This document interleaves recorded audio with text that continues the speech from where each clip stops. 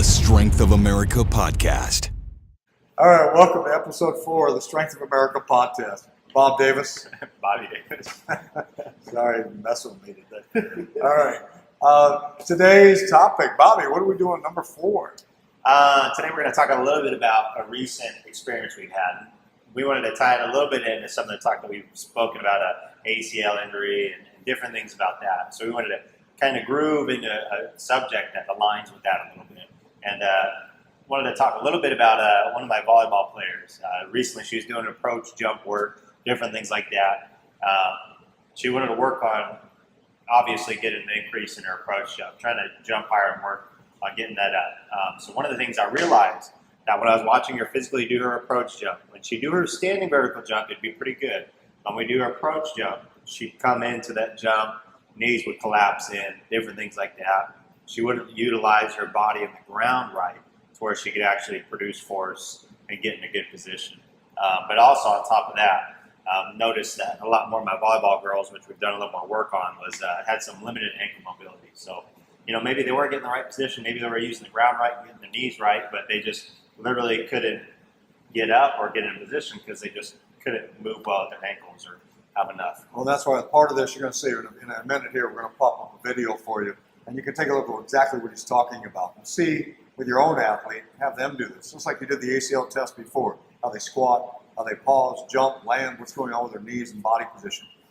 And what you'll see was interesting with this is not only the problem that she had when she come in to buckle. We know what happens when you do that. You're taking away from the hips and explosive power and movement, as well as exposing the wrist. But once he fixed that, what'd she do with her vertical jump? What was the difference? Just making that modification. So she went up for her approach jump. Her first one was about 16 and a half. After that, she came into it. I set her aside. We were watching some film back and forth, set up my tripod.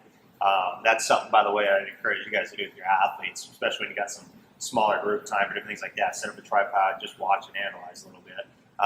Because she didn't even realize squats, anything, that some of her knees were colliding a little bit and just little things.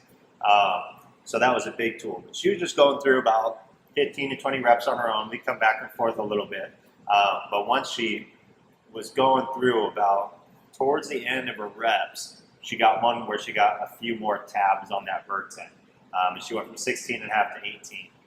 So she came in the following week, again, did the same thing, just did some work. Was at her base 18 now.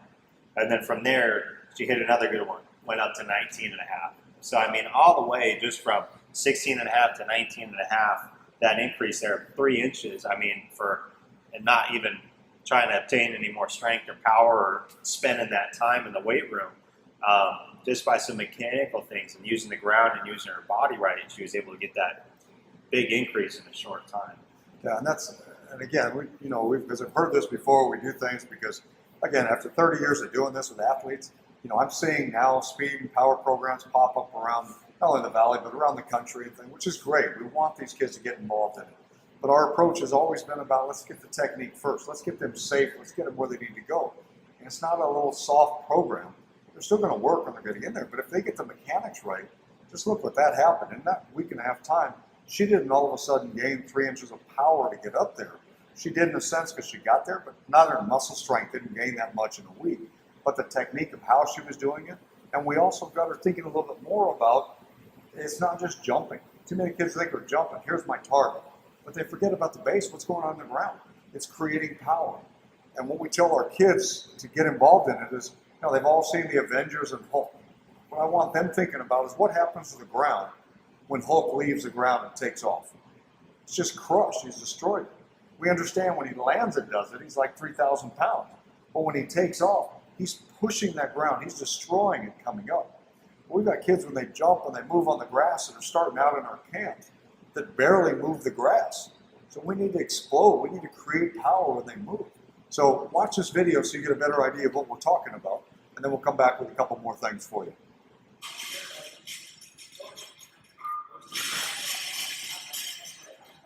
You get a running start? When have we ever done the running start?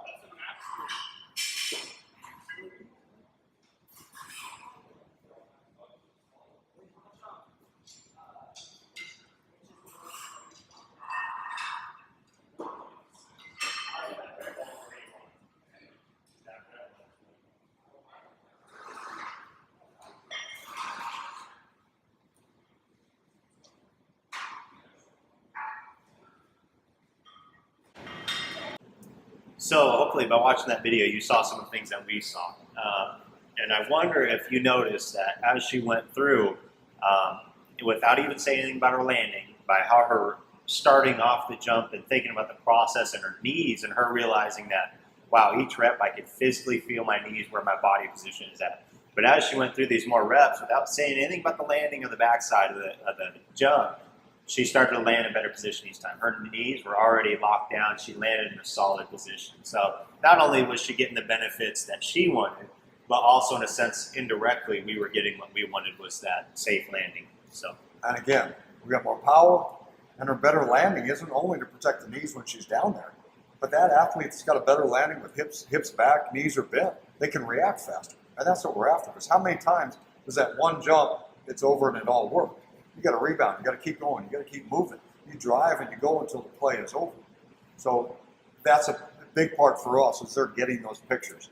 And just like some of the things we're hearing about the fuel charts from before and the ACL testing and what they saw as parents. And again, we want your feedback with this as well. Make sure you're going back to it. Read it. Show it to your athletes. See what's happening. Look at the link below for some of the other stuff that we've got, for some of the other videos on jumping as well.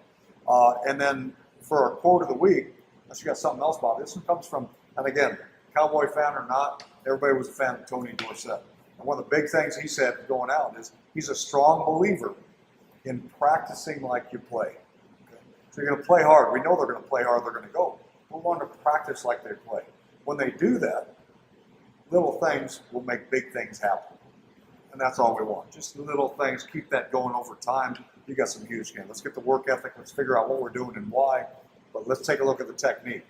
Make sure you're part of the iTunes for us. Subscribe to it. And please, if you haven't already done so, please go through and review that for us. That would be a big help to help get more people out to understand what's happening. Because, again, for us, it's helping you parents, our young athletes, and our young coaches to understand more about training, giving you the tools you need to succeed, so you can help these athletes become their best. We want them playing, we want them part of the starting squad, and having a great experience all the way, but being safe. So thanks again. Let us know if we can do anything to help. And again, keep the questions coming. Let's just keep it up on there. So thanks for being Strength of America Strong. We'll see you next time. see you next time.